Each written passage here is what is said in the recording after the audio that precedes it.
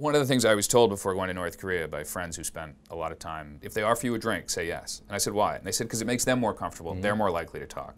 So strangely enough, when you're writing about North Korea, you end up drinking a fair amount.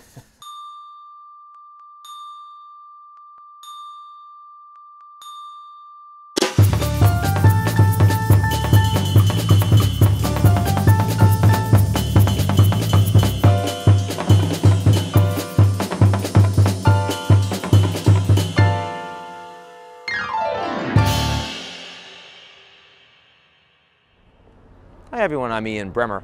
Welcome to your G0 world. I'm here in the West Village, New York City. As you can tell, it's almost Halloween.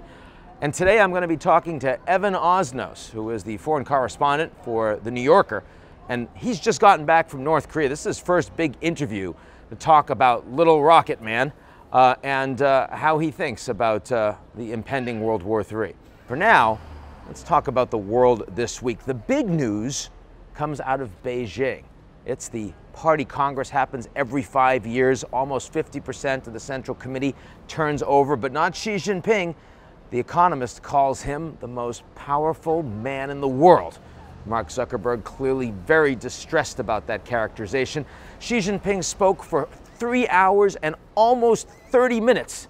If you're 91-year-old former President Jiang Zemin, this is how you respond to that. Look, the big news that comes out of this summit is the extraordinary confidence that Xi is able to show on the global stage. Outside of China, he understands that not many people are going to push back on his ability to assert power. And inside China, he's just shown just how powerful he can be by making this transition firmly about him and his supporters. Not to mention the fact that over 1.4 million have been put away on corruption charges. It's as if you took the entirety of San Antonio in the United States and basically wiped it off the map. Okay, maybe that's not so big in that context, but for China, I assure you, it's a big deal. And looking forward in 5 and 10 years, we're going to see that this Party Congress, a big tipping point for China's role in the world.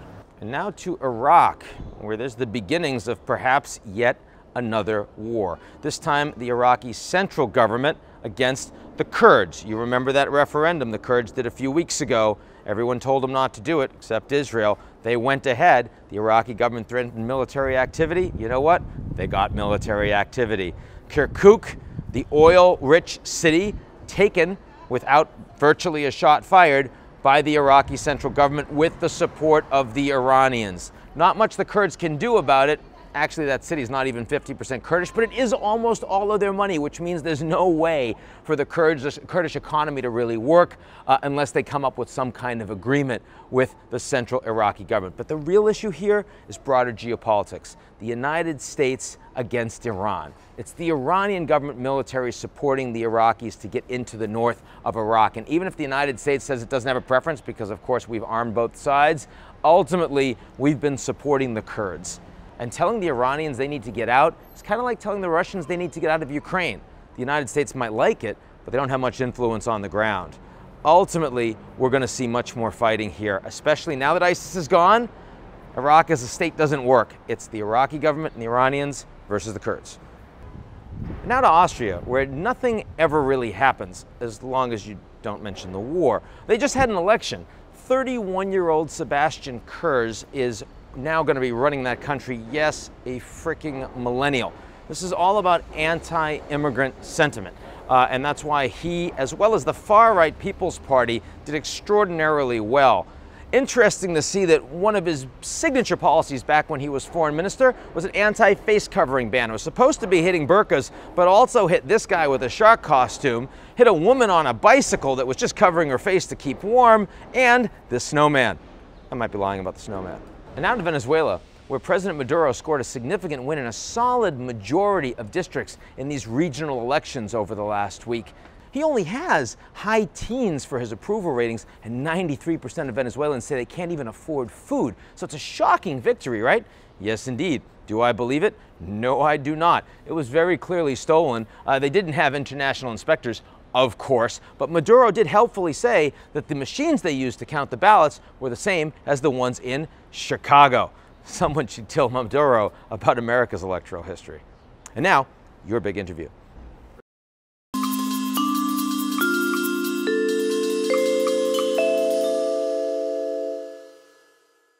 Osnos, staff writer at The New Yorker, runs the foreign policy beat, just got back from North Korea, the People's Republic, and great to be with you, man. Thanks for having me. So let's start with the obvious. They let you in. It wasn't the first time. You had done the Axis of Evil tour back over 10 years ago, Iraq, Iran, and North Korea. I mean, you know, it must have felt pretty different after 13 years. I guess the first question is a little personal, which is, you freak out a little bit when you're going in there? I have to say, if you're not really agitated when you're going to North Korea, you're not paying attention. And that's a kind of malpractice as a journalist. So I was, you know, I feel like I've worked in some rough places over the years, and I've never been in a place where I was as tense as I was in North Korea. And I came out at the end of it and had this kind of huge sense of relief. And everybody I know who's done this kind of work has that feeling in North Korea. And I think for a very simple reason, which is that it is utterly outside of your control about how things will go. And that's not always the true. In war zones, sometimes you do have more control. You decide who your driver is. And if something goes wrong, there may be a foreign embassy that can help you. In North Korea, you don't have a way of contacting people very easily. So. And you had gone over right after the Otto Warmbier coma and death, the young American that was over there. Did that make you feel more comfortable and confident because they wouldn't want that to happen again, or did it make you feel like really anything could happen? No, I was very aware of the fact that I didn't want to become part of the problem, in the sense that everybody who I talked to before I went, national security experts, people in government and now outside, people in the intelligence community, had said, we think you can go, just don't make a mistake. Because if you make a mistake, you may find yourself in the center of the negotiation, and you don't want to be part of that story. And so I was really worried that if something went wrong, I was going to be tying the hands of the United States government in terms of how they negotiate with North Korea over their nuclear and weapons program. So I was acutely aware of the fact that, you know, the way that they had mistreated Otto Warmbier, the way that he was charged with this crime, was a precedent.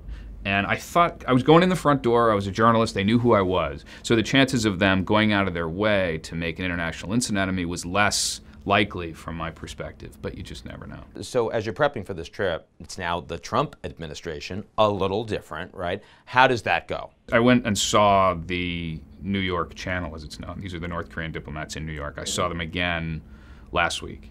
So after I came back from North Korea, and after the tweets about Little Rocket Man. Right. And what they said to me was, what do you expect we're going to do here? We are in an impossible position, because when your president personally attacks our leader, we have to respond as if that is a message from your head of your government. You know, people are telling us to ignore the tweets. People are telling us they don't matter. But they have to matter. How can we treat them as if they don't? I mean, Kim Jong-un historically was not the one making any of the statements towards the United States. That was always coming from the propaganda arms of the government. Only recently did we see that first statement that came from Kim Jong-un himself. Was that while you were there?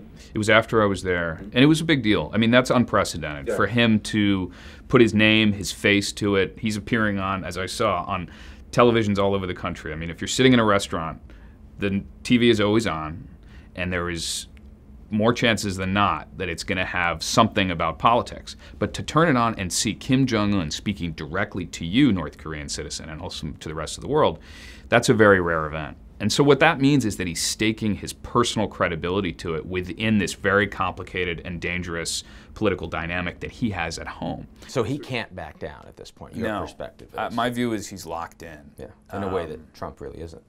Trump has mobility. You know, for Trump, this is his choice to make.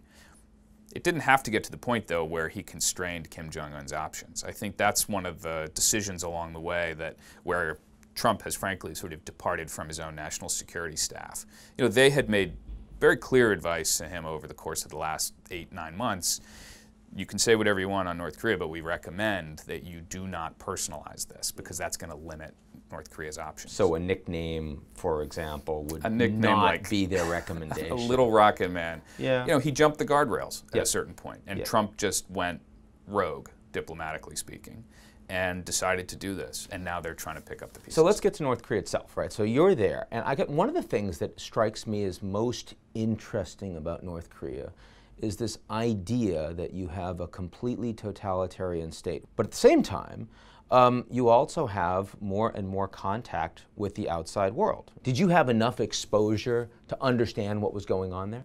Yeah, this is a remarkable place to visit in 2017 in the sense that this is as close as you will ever get to a true totalitarian state. Yes, there are cell phones, but the cell phones operate only within the country. And the internet that they have is actually an intranet. You know, it doesn't have access to stuff outside. That's what the Iranians want to set up, right. actually. And what the Chinese would love to have. Yep. And none of these other countries have ever been able to pull it off. North Korea is operating in the sort of platonic ideal of a totalitarian regime. Yeah, they're in the cave. They are. But are they still just as in the cave? cave? No, that's the key point. You're absolutely right to raise it. I mean, what's happened over the course of the last 20 years, something big changed in North Korea, which is that after the famine ended in about 1998, they were never able to close off the borders again the way they had before. And so there was all this permeability. And one of the things that began to come in was South Korean movies and television, to the point that now, if you're an elite in Pyongyang, you will sometimes hear fellow elites using a South Korean accent when they speak, which is it's a status symbol. It's an indication of cosmopolitanism, that you are sort of plugged into the outside Which is world. okay? No. That's a good thing? It's not okay. So how is that allowed in the world's totalitarian state? Because they are privileged. They are at the top. And they're running a risk. I mean, part of the status symbol is showing that you have the personal confidence and the connections to sort of try that out. But let's be clear, if you are a person out in the countryside, or if you're somebody of low status, or you're somebody without connections in the capital, and you are found with a South Korean movie or television, you can be thrown into the gulag. That's very much the case. So what they're dealing with is a moment now where Kim Jong-un knows that his elites are aware of the outside world. They're aware that this is not the socialist paradise that they were always trained to believe it is. Right. And so he has to try to allow them some measure of lifestyle improvement, some measure of normalcy. Let them move money to Switzerland. Let them send their kids to China for college. Because otherwise, then he really is at risk. South Korea lives in a very strange place because on the one hand, they have to go about their daily lives, so they can't think about the fact that they've got Kim Jong-un 30 miles over the border. On the other hand, you know, I think there's something of a myth that they are living a delusion. You know, they know the risks. And as much as this has damaged the North Korean populace living under Kim Jong-un, the division of the peninsula has had a profound effect on South Korean politics too. It's one of the reasons why we see so much sort of turbulence and drama and simple weirdness in Korean politics. So let's talk a little bit about your impressions when you were there, right? What surprised you, given the way it's being covered around the world when you actually got it and experienced it? I mean, one is obviously the economy is doing better than most people understand. Right. How did that become obvious and evident to you, but also just, you know, general sort of unusual impressions? Well, one of the things is surprising that, you know, North Korea, for all of the sanctions against it, for all the deprivation and isolation, it is actually a country that is in the capital growing. You know, you see new buildings going up. There are new cars on the road. The metro system is being The built. metro system is working. You know, there are, you know, black limousines honking at you and sort of, you know, threatening to run you over, as there are in other authoritarian countries, which is faintly sort of reassuring, because the absence of cars would be another thing. But, and I think this is important to mention, that if you follow North Korea closely and you read a lot about it these days, you read a lot about this kind of economic growth. And I think some of that has gone too far in the analysis. The reality is, it is a more isolated and impoverished place than we sometimes remember. I mean, this is still a country that has a GDP per capita that is on the level of Haiti. It is poorer than Yemen. So, you know, when we talk about it having economic growth and that giving Kim Jong-un options and so on, I think we have to make sure we keep that in perspective. And that actually surprised me. I'd spent so much time among smart analysts of North Korea thinking about the way in which economic reform was happening, that I'd gone too far in imagining that this was like China in about 1976, and it's not. It's China at most in about 1968 in the depths of the Cultural Revolution, when the dominant experience that anybody has on a given day is political and ideological, and the fear of being ratted out by your neighbor. Yeah. A little bit of economic improvement goes a long way, though, in that environment, right? I mean, we don't have the stories of them eating tree bark anymore in 2017. No, I mean, there is still 70% of the population receives some sort of food assistance, but there is this tremendous gap between the rich and the poor, which is really taken off. And some of the most interesting conversations I had were with North Koreans outside of North Korea. So in South Korea, I spent a lot of time with defectors, and one of the things they told me was that these days, the status symbol you want, if you're super rich in Pyongyang, is a piano. And they said it doesn't matter if you can play it. If you have a new Yamaha piano, $22,000 to get a new one, $8,000 to get a used one. That's a signal to your other fellow elites that you are playing at a certain kind of level. A lot of this development that you see in North Korea today, sometimes some of the big buildings in the capital, for instance, are being built with private money. It's a strange setup where basically if you're an elite that's made some money from corruption or through the black market or through the official economy, you're expected to then donate that money, quite literally donate it back into the government so that they can then build these big marquee projects. So they are really stitched into this government. And I think it's one of the reasons why we should not be expecting North Korean elites to rise up tomorrow and overthrow this leader despite the mismanagement of... When you talked to the North Koreans, you did, both the politicos and not, how aware of the dangers that they face were they? You know, I think in many ways the most telling moment of my visit to North Korea was a very quiet moment. It was over lunch, where I was sitting with my minder, who's an analyst at the North Korean Ministry of Foreign Affairs. Smart guy. Yeah. Just that one, or there were other folks there? There were always other folks in the background. So they haven't changed that, yeah. No. Okay. But in this case, you know, we're having an honest conversation. I mean, one of the things I was told before going to North Korea by friends who spent a lot of time working on it, analyzing it, they said, if they offer you a drink, say yes. And I said, why? And they said, because it makes them more comfortable. They're more likely to talk. So strangely enough, when you're writing about North Korea, you end up drinking a fair amount. So here we are at lunch having a North Korean beer, and we're watching on television as Kim Jong-un comes on the screen and says that he might rain terror down upon the United States. I'm paraphrasing here, but it was a version of the same idea that we've heard over and over. And I turned to my counterpart, this guy named Pak Song-il, who's 35 years old, has a 5-year-old son, speaks perfect English. I mean, it's sort of a plugged-in guy. And I said, give me a break. Do you honestly imagine, that you could have a nuclear exchange with the United States that would not be a cataclysm for you and for the rest of the world? And he said, yes. You know, we have suffered terribly in our history. We've survived the Korean War. We survived the famine. And we would survive this too. Not everyone, he said, but some. And that is a chilling message to get from somebody who is not a lunatic. You know, this is not a jihadist in a cave who is muttering about martyrdom. This is a man who works for the government, who is as plugged in as anybody in North Korea, has access to the internet, and is telling me as lucidly as possible that he really believes that the North Korean self-narrative is such that if necessary, they would survive an encounter with the United States. Well, certainly the willingness of the North Koreans to take pain is a hell of a lot greater than the average person in the developed world, right? Yeah. I mean, that's a narrative we've seen before. And it's really part of their self-image, which is sometimes we overlook from afar. But, you know, they take pride in the fact that they were eating bark in the 90s and lived through it. You know, they take pride in the fact that they've been an enemy of the United States for 70 years and have not succumbed. So the sanctions that are being hit by them right now, including by China, are something that also makes them feel stronger, we can overcome? I think the sanctions, yeah, they're part of the sense of encirclement, and that does feed the domestic narrative, so it's useful for them politically.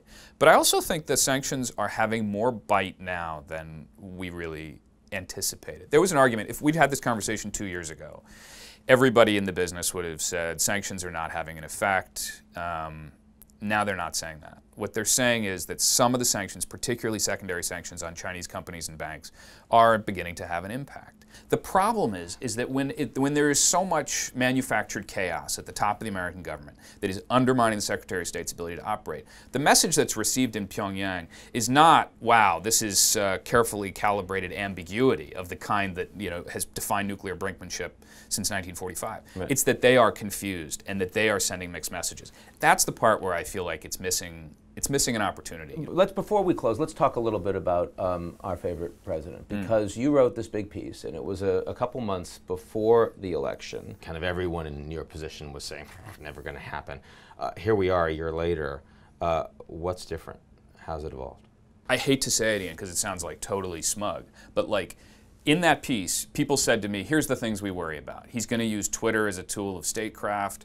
He's going to react in national security crises in ways that are going to be unhelpful. He's going to antagonize and create chaos within his senior leadership, which is going to bog down the government. In many ways, a lot of those things have turned out to be true. You know, he hasn't launched a nuclear weapon yet.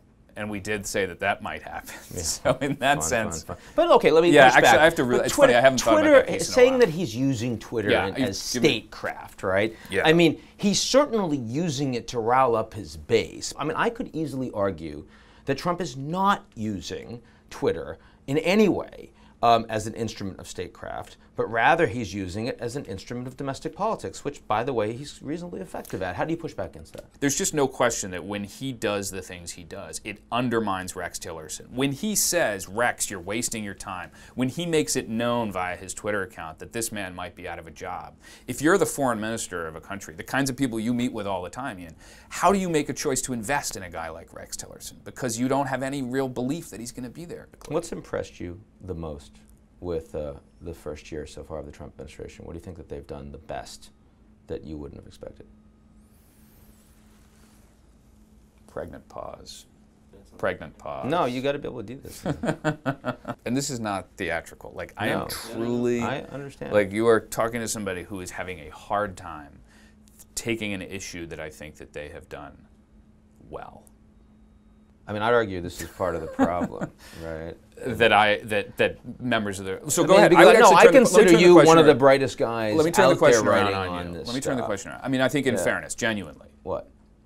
Name something that you think they've done really well in the first year. Well, look, I certainly think the access that the business community has had to the Trump administration is vastly greater. You talk to an average CEO, they feel so much better. But what about the Steve Schwarzman council that had to be disbanded? Yeah, but that was a council. If you get rid of the theatrics in the New York Times and on CNN every day and talk about the way people are actually discussing it. But it's not theatrics when you have a president who is, in effect, enabling and emboldening the work of neo-Nazis and white supremacists. That's not theatrical. That's core to America's ability to function as a republic. There's no question that Trump's willingness to use identity politics and race to advance his supporters and distract from other issues has had effects which are negative and corrosive of American institutions and values. I accept that. But that wasn't the question. The question that I asked you and then you refused to answer because you couldn't think of something and said to me was, what's he done well? Here's something he's done well. Again, you talk to those CEOs. You go around and they will actually tell you. I mean, I would say that the U.S.-India relationship is probably warmer today than it was under Obama. The U.S.-Japan relationship is warmer today than it was under Obama. I'm pushing you because, again, I think that if you don't have that answer ready. I mean, the fact that we haven't had any major legislation over the course of the last year is a profound fact. One example that I think sometimes does get overlooked is that I think he has shaken up the relationship with China. The problem is that they've also come to believe that he's a paper tiger and that he can be rolled, that his simple lack of information and the incoherence of the leadership around him makes it easy for them to achieve their aims. So on the one hand, yes, they have done a good job in putting China on notice, but they haven't been able to follow through. Well, backhanded compliment is better than none. Evan Osnos, a pleasure to be with you. We will be talking soon. I enjoyed it. Thanks, Ian.